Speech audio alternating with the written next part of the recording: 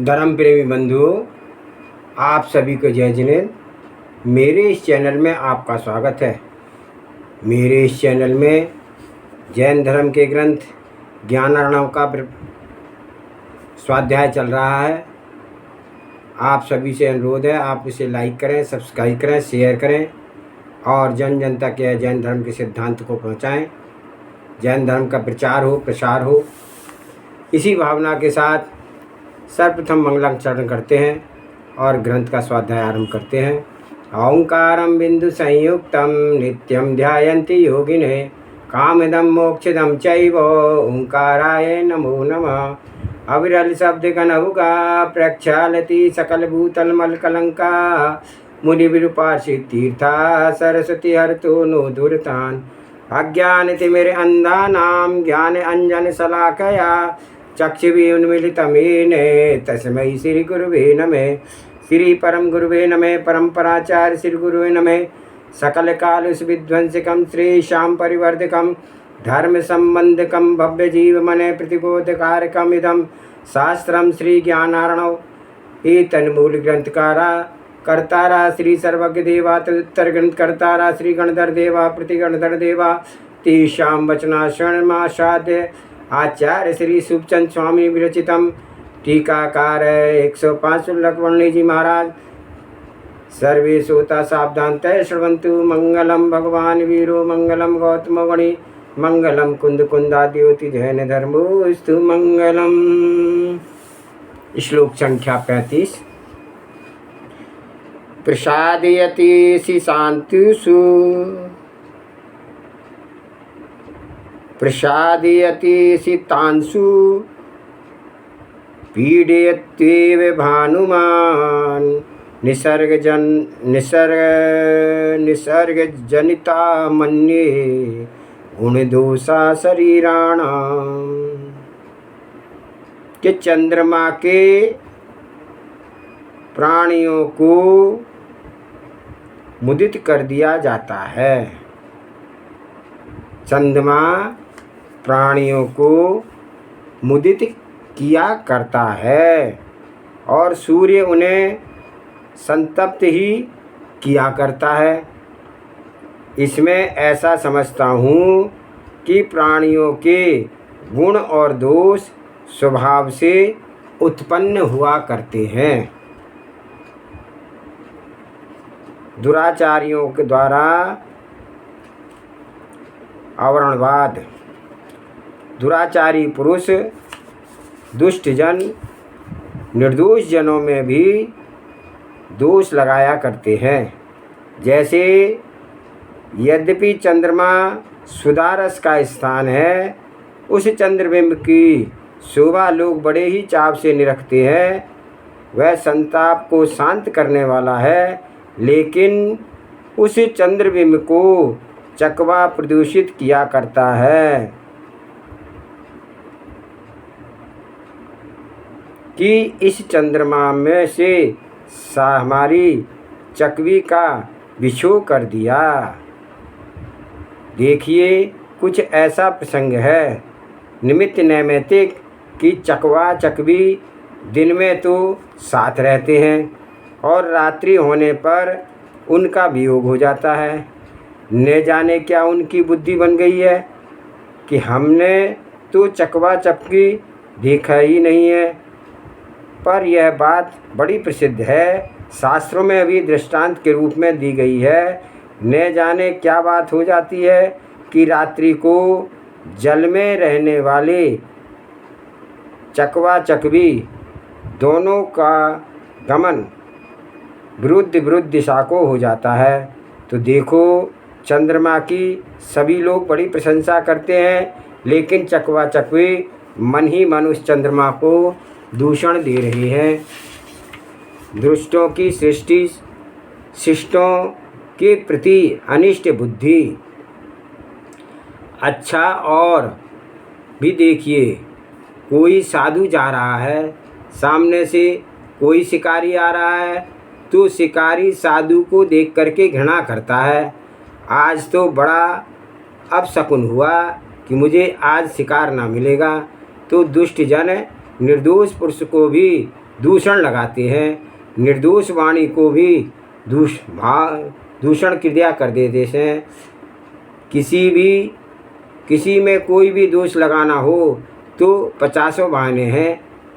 कोई कम बोलता हो तो वह उसे कह सकता है कि यह बड़ा घमंडी है और यह बोलता चालता ही नहीं है, किसी से मिलता जुलता ही नहीं है।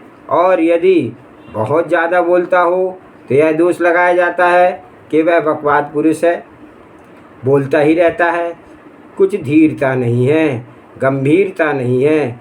कम बोले तो लोग दोष लगा देते हैं, ज़्यादा बोले तो लोग दोष लगा देते हैं, और मौन रहे तो लोग दोष लगाते हैं। तो अब और क्या करें बताइए। न्याय पथ पर चलन देखिए, करना क्या चाहिए सो सुनो। कोई कुछ कहे, दोष लगाए, बात करे तो करने दो। तुमने क्या निर्णय किया? शांति का पथ क्या है? तुम्हारा हित किस में है? इसका निर्णय रहे और उस पर ही चलते रहो। सारा जहान कुछ भी कहे तो उसमें क्या होगा? खुद का ही जो जैसी करने होगी वैसा ही फल पावेगा। खुद ही अगर भले ही हैं तो भला फल मिलेगा, खुद ही अगर बुरे हैं तो बुरा फल मिलेगा। इसलिए आवश्यक कार्य करें यह करने का है कि जो यथार्थ न्याय पथ है उस पथ पर चलें। ये सारे समागम माया जाल हैं, विनश्वर हैं। विकल्प जालों में पढ़ने से भी तो अपने आप को संक्लेश में ही बनाया है, विकल्प बनाना युक्त नहीं है। आचार्य देव इस ग्रंथ की भूमिका में श्रोताजनों की ऐसी स्थिति बता रहे हैं, उन्होंने उदार और विवेकशील बना रहे हैं ताकि वे आगे के वक्तव्य को निष्पक्षता से देखें और अपने आत्महित की दृष्टि से सुनें और अपना कल्याण करें। श्लोक नंबर 36। अयमात्मा महामोहा कलंकीयेन शुध्यति तदेव स्वहितं धाम तच्च ज्योति परम मतम। जिस तेज के द्वारा महामोह से मलिन यह आत्मा शुद्धि को प्राप्त होता है, वही तेज वस्तुतः अपना हित करने वाला है और उसे ही परम ज्योति अनंत ज्ञान रूप उत्कृष्ट प्रकाश माना जाता है। मोह की बेहोशी आत्मा एक शुद्ध स्वच्छ ज्ञान रूप है। उसमें उपाधिवश राग द्वेष विकार विषयों को मलिनता आई है, तो मलिनता नष्ट हो तो आत्मा वही उज्ज्वल का उज्ज्वल है। तो यह मोह का कितना दुष्प्रभाव है कि अपनी ही बात है, अपना ही निधान है, ज्ञानानंद अनंत और वह अपने ही उपभोग में नहीं आता है। कितनी कठिन व्यवस्था है। और जिस पर भी यह जीव उस थोड़े से वैभव को पाकर के अज्ञानता से ग्रस्त हो रहा है, उसे अपनी सुध भी नहीं होती है। स्वरूप भी तो प्रभु की तरह निर्विकार और उज्ज्वल है, पर दशा उसकी आज क्या हो रही है इसका सही परिचय ज्ञानी पुरुष किया करते हैं। अज्ञानी जन तो जैसी स्थिति है उसी स्थिति में राजी हो रहा है। निर्मोहता का कर्तव्य। सबसे महान पाप महती मलिनता एक मिथ्यात्व की है। मिथ्यात्व का अर्थ है जो जैसी बात नहीं है उसे उस रूप माना जाए। किसी भी पदार्थ का किसी भी अन्य पदार्थ से कुछ नाता नहीं है, फिर भी किसी का किसी से नाता मान लिया, यही है मिथ्यात्व भाव। ऐसी श्रद्धा हो तो उसे मोह कहते हैं। श्रद्धाग्रस्त की भी तो उतनी ही उज्जवल रहनी चाहिए जितनी कि साधु संतों की हुआ करती है। श्रद्धा में अंतर ना होना चाहिए। हाँ, कुछ परिस्थिति बस आचरण में अंतर आया करता है, पर श्रद्धा में अंतर ना आना चाहिए। कुछ साधु संत आत्मा को सबसे न्यारा ज्ञानानंद स्वरूप माने और गृहस्थ जन कुछ और स्वरूप माने, ऐसा अंतर श्रद्धा में नहीं हुआ करता है। मिथ्यात्व कसाय का मूल नष्ट कर हो तो स्वरूप का प्रकाश होता है। मिथ्यात्व के प्रकार, मिथ्यात्व दो प्रकार का है, एक ग्रहित मिथ्यात्व, एक अग्रहित मिथ्यात्व। अग्रहित मिथ्यात्व तो जीव को बिना सिखाए प्रकृति रूप से हुआ करता है। जैसे शरीर को माना कि यह मैं हूँ, यह अग्रहित मिथ्यात्व है। अपना नाम यश हो जाने से अपना हित मानना, यह अग्रहित मिथ्यात्व है। और जो सिखाए से देखा देखी मिथ्यात्व लगे, वह ग्रहित मिथ्यात्व है। जैसे कुदीव, कुशास्त्र, कुरुगुरु की पूजा करना, यह ग्रहित मिथ्यात्व है। जैसे कोई घर में संकट आ गया या कोई बीमार हो गया तो लोग सिखाते हैं कि अमुक देवी देवताओं के पास इस प्रकार की भेंट चढ़ाओ, अमुक का ताबीज वगैरह बांधो। यों दर दर भटक करके राग द्वेषी देवी देवताओं की पूजा मान्यता करना, यह ग्रहित मिथ्यात्व है। कुछ लोग कल्पना बनाते हैं कि किस किस प्रकार की भेंट देवी देवताओं के नाम पर लोग किया करते हैं। उन्हें यह श्रद्धा नहीं है कि ये जीव है, सभी अपने अपने कर्मों से उपजे हैं, उन जीवों के अनुसार सभी जीवों का फल मिलेगा। मौलिक कर्तव्य, ये परिजन घर में आए हैं, ठीक है, जो हमारा कर्तव्य है वह हमारा कर्तव्य करना ही चाहिए। नीति पूर्वक व्यवस्था बना करके अपना गुजारा करें। यह रहता है तो ठीक है, जाता है तो ठीक है। प्रत्येक पदार्थ में जो परिणतियाँ हों उनके ज्ञाता दृष्टा रह सकें कि इतनी धीरता गंभीरता अपने आप में आनी चाहिए। मोह मिथ्यात्व का प्रभाव है, उस कारण यह पवित्र आत्मा इस मोह कलंक से दूषित है। इस कलंक को नष्ट करने का कोई उपाय अवश्य करना चाहिए। वह उपाय क्या है, इसका ही वर्णन ज्ञानार्णव ग्रंथ में बहुत प्रकार से आएगा। करीब 2000 श्लोकों में ज्ञानार्णव की शिक्षा दी गई है। श्लोक नंबर 37। विलोक्ये भुवनं भीममय, विलोक्ये भुवनं भीमयं भोगीन्द्र संकीर्तनम् अविद्याव्रजमुच्छिद्य धन्या ध्याने लयं गता। जो महापुरुष विश्व को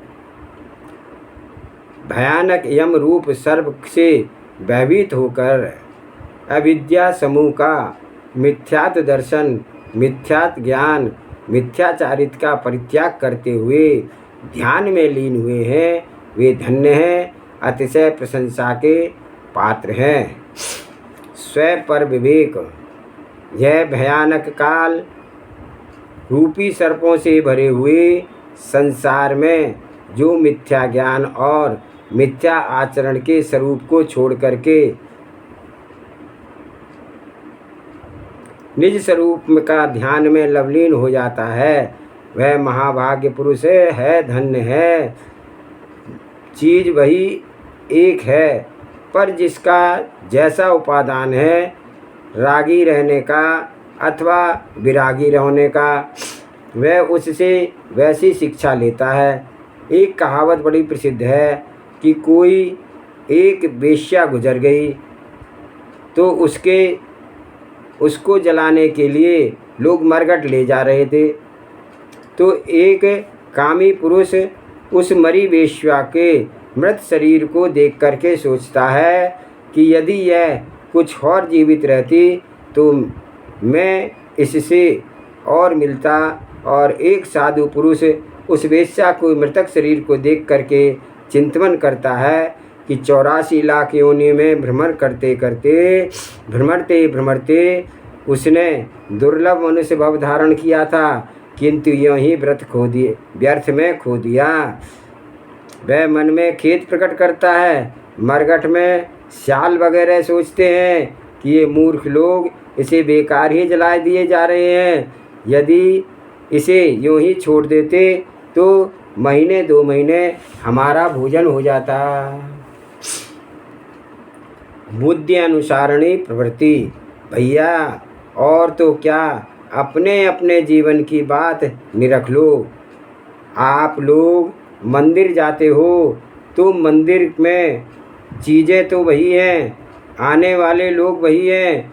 कोई किसी प्रसंग को निरख करके कुछ परिणाम करता है, कोई कुछ परिणाम करता है।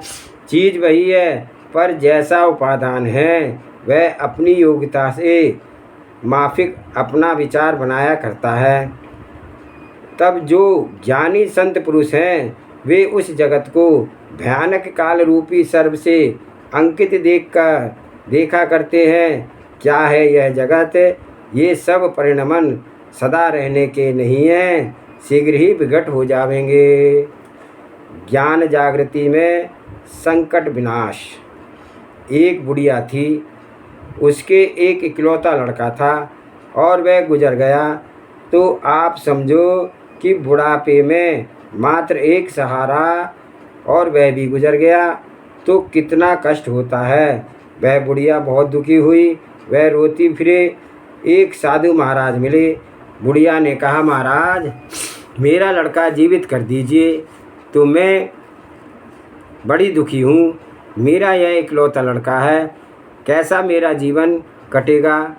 तब साधु ने कहा, अच्छा तेरा लड़का जीवित हो सकता है, किंतु तुझे एक काम करना होगा।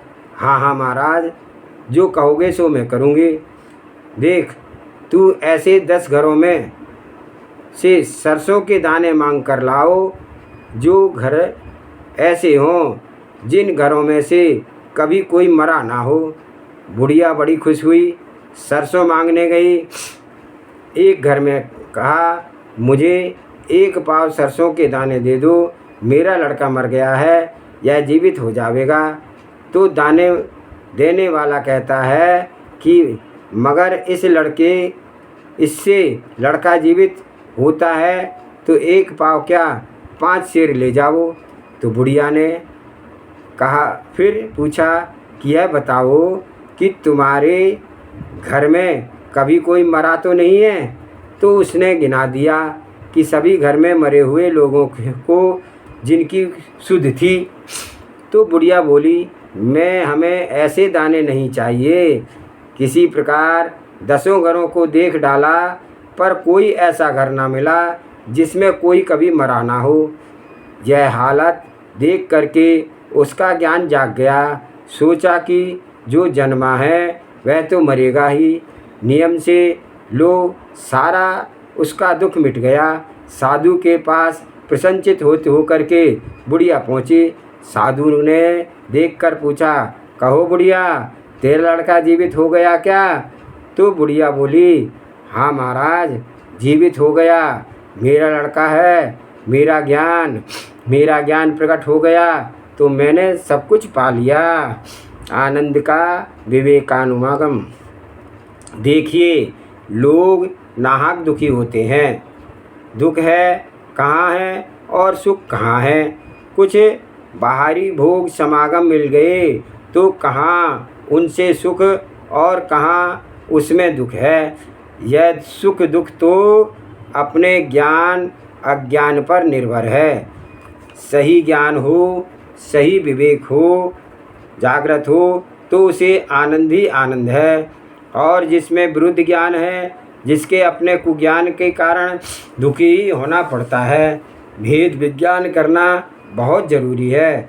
अपने को ऐसा अनुभव करना कि समस्त पर वस्तुओं से निराला केवल ज्ञान मात्र यह मैं हूँ।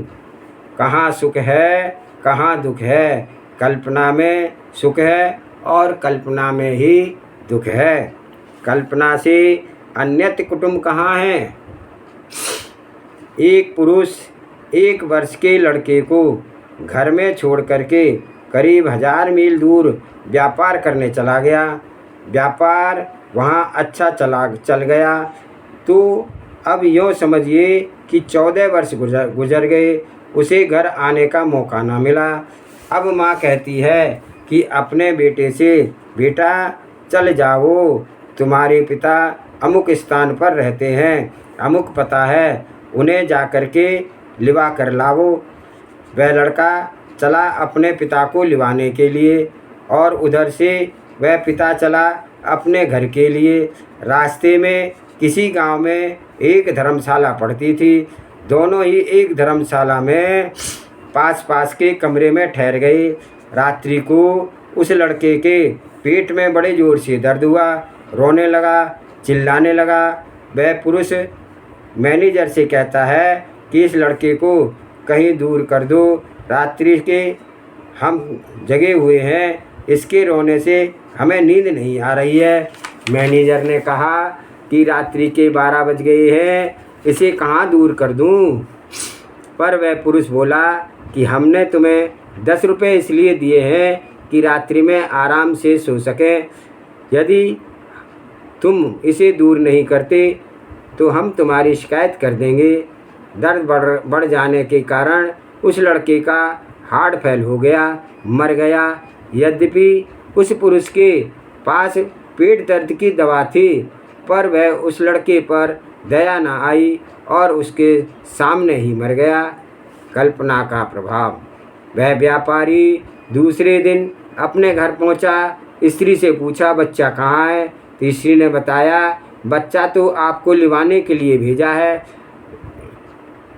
लौट पड़ा वह बच्चे की तलाश में। तो कई जगह धर्मशालाओं में पता लगाया, पता लगाते लगाते वहीं पर पहुंचा कि जिस धर्मशाला में वह ठहरा था। पता लगाया तो रजिस्टर में साफ ब्यौरा लिखा हुआ था कि अमुक नाम का लड़का यहाँ ठहरा था। मैनेजर ने उस पुरुष को बताया कि वह लड़का यहाँ ठहरा था और अपने पिता को अमुक स्थान से लिवाने के लिए जा रहा था। उसके पेट में दर्द यहीं पर उत्पन्न हुआ था। कुछ लोग उसे शुद्ध हुई, फिर पूछा कि क्या हुआ।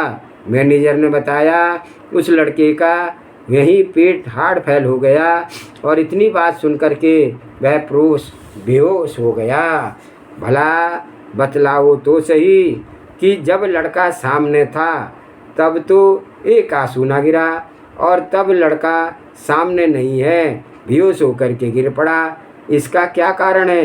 अरे अब उसने यह ध्यान बनाया कि यह मेरा ही लड़का था, उस कारण उसे बेहोश होकर गिर पड़ा।